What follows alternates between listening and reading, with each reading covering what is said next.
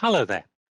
In this talk, I want to cover a microbiological test method validation and verification. What they are, how they differ when you use them. My name is Roy Betts.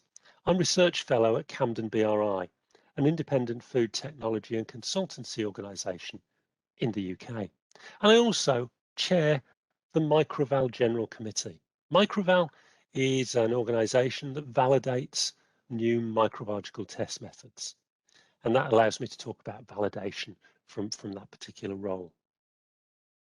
So let's look at microbiological validation, test method validation and verification and their differences.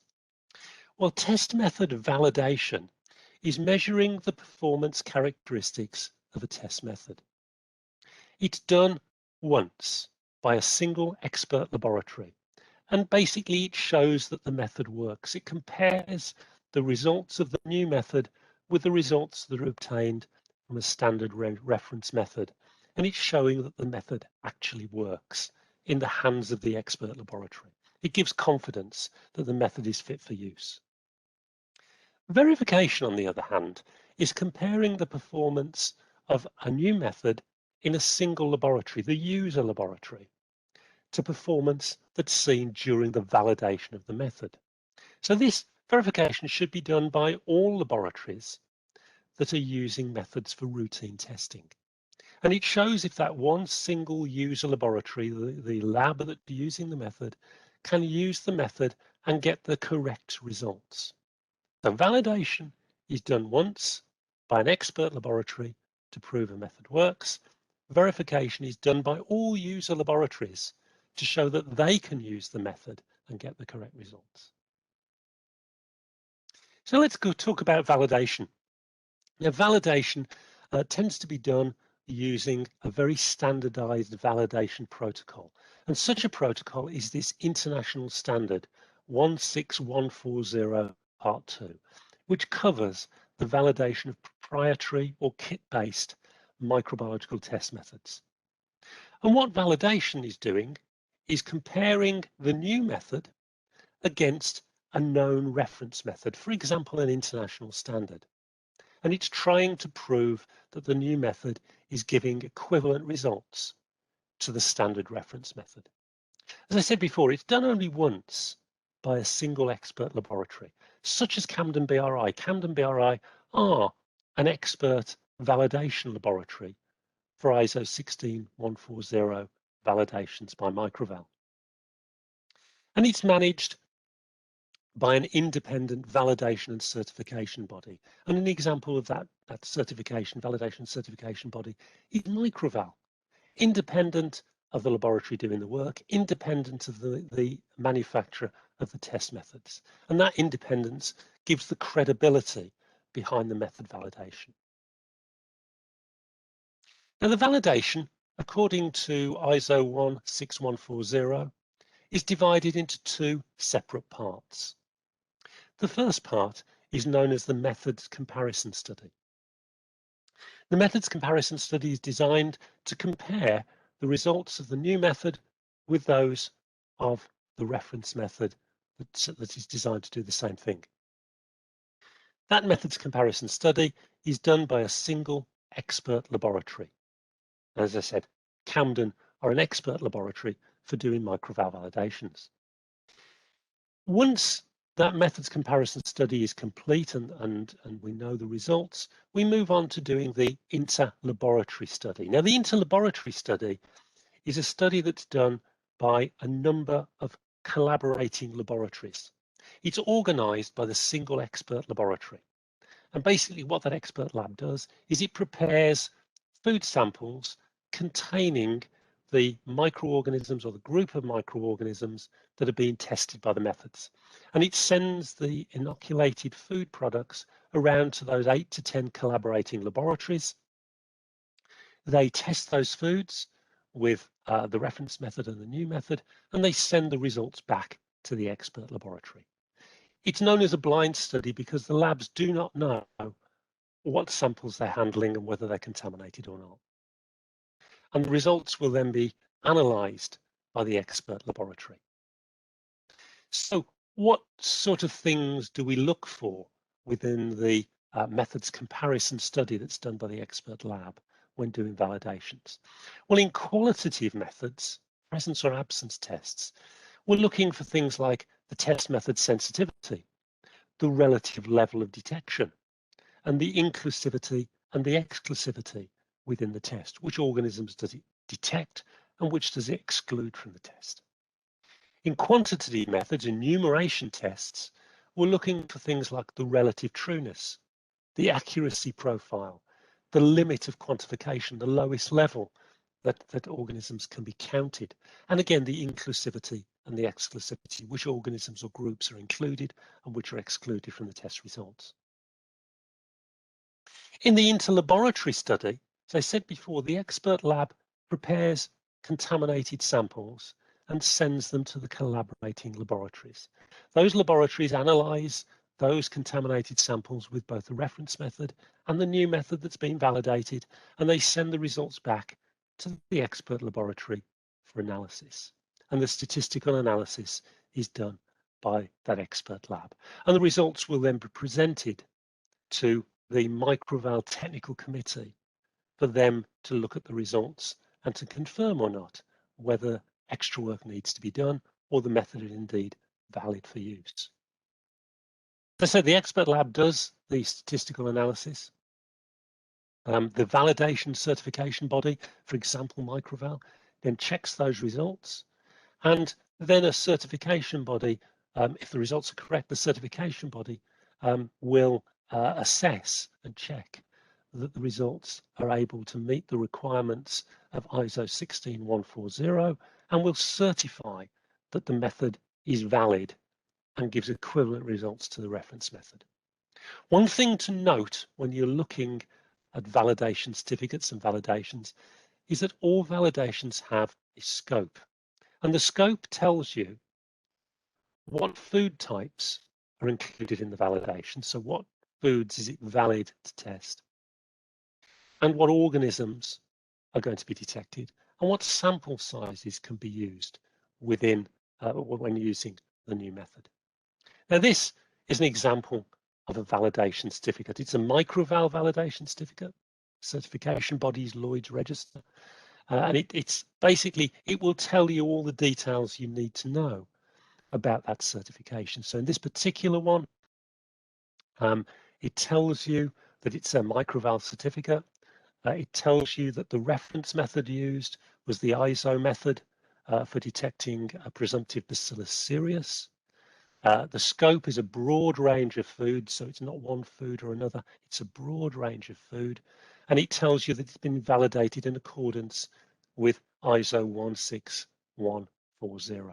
So the validation certificate tells you all you need to know about which food types can be tested and which organisms are detected using that particular new method. Now, moving away from validation, and the second thing I was going to cover in this talk was verification. I said verification should be used within every single laboratory that's going to use a method to test food samples and give microbiological results. Now, up until recently, we didn't have any standard protocol in food microbiology for doing verification in user laboratories. That changed in January 2021 when a new international standard, a new ISO standard was published for method verification. And the standard was 16140 Part 3. And although this hasn't been used up to now for verification, clearly in future, as this is now a published standard, it will begin to be used by laboratories to do method verifications in their use, in their hands. So it's a protocol for the verification of reference methods and validated methods in a single user laboratory. So what does it involve? Well, what verification actually is involving and what it does is to show that any testing laboratory can use that method and get the correct results. So it's proving that the user laboratories, the laboratories that are testing foods, can generate the correct results with the method. Verification is always and has always been required for any laboratory that's accredited under ISO 17025 accreditation. But in the past, there's not been a standard way of doing this verification. That's what this new ISO standard is giving us. So the standard, as I said beforehand, was ISO 16140 Part 3. And the verification process that it describes is divided into two parts. And those two parts are called, firstly, implementation verification, and secondly, food item verification. I'm going to talk about what those two parts are all about in the next slides. Implementation verification is basically used to show that the single user laboratory can get a result that is very close to the results that were obtained by the validation expert laboratory during validation. So what happens is that the laboratory that's verifying the method will take or use one food that was included within the validation that was done on that method by the expert laboratory. And using inoculated studies, it takes that food, it inoculates them with the organism or group that it's trying to detect, and it's looking to be able to get very similar results in those studies to those that were obtained by the expert laboratory during the validation study. And what implementation verification is doing is indicating the competency of the user laboratory in using that method. So it's comparing its results really to the results that are obtained by the expert laboratory in the validation process. The second part of the verification is called food item verification. Now we do food item verification because we know that during validation, it's impossible to test every single food type and show that they're valid. So we test a range of foods to give a feeling that the method works. However, when it comes to individual laboratories, every individual testing lab knows very well the type of method, the type of foods that they will be testing. So what food item verification is doing is it's demonstrating the ability of the user to use the method with the types of food sample that they commonly use and test. So they have to use the foods that they are commonly testing in their hands. And the number of foods that are included in food item verification depends upon the claims of the laboratory and what it can use that method for. So is it only testing dairy samples, or is it testing dairy and meat and produce? So it depends on how many food types the laboratory claim they can use the method for. But the maximum number that they'll end up verifying is 5 different food types. So when all the results are produced according to the standard, they will be subjected to a statistical analysis. And the statistical analysis is given within the standard approach, the ISO 16140 Part 3. And indeed, in the near future, there will be an Excel spreadsheet on the ISO website that allows very simple calculation of the statistics behind the results analysis. And once the statistics have been done, it will show whether the method is valid for use or not. So in the final slide, how do you ensure that you get reliable and trusted results from any testing laboratory for microbiological methods? Well, firstly, make sure that methods used are validated methods. If they're new methods, have they been validated according to a standard such as ISO 16140 Part 2? And have they been independently certified by an organisation such as Microval, or indeed AFNOR or AOAC? Secondly, when you look at that validation certificate, are the foods that are being tested included in the scope of the validation? If you're testing dairy products, are you sure that dairy is included in the scope of validation, or meat, whatever? So make sure that the methods are included in the scope. And when it comes to the testing laboratory, make sure that the lab has verified that they can use those methods in their own hands. Now, any accredited laboratory will have had to have done verification.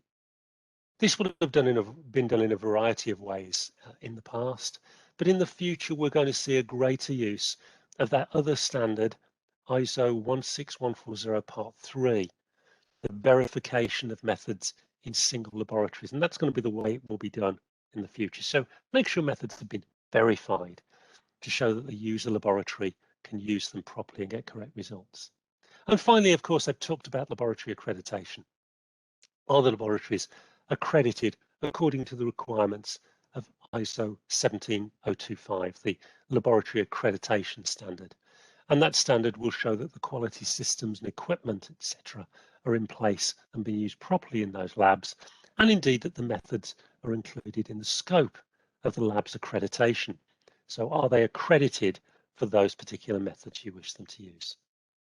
By employing those 4 different approaches, you will be able to ensure that you get reliable, trusted, and correct results from microbiological testing laboratories. Thank you very much.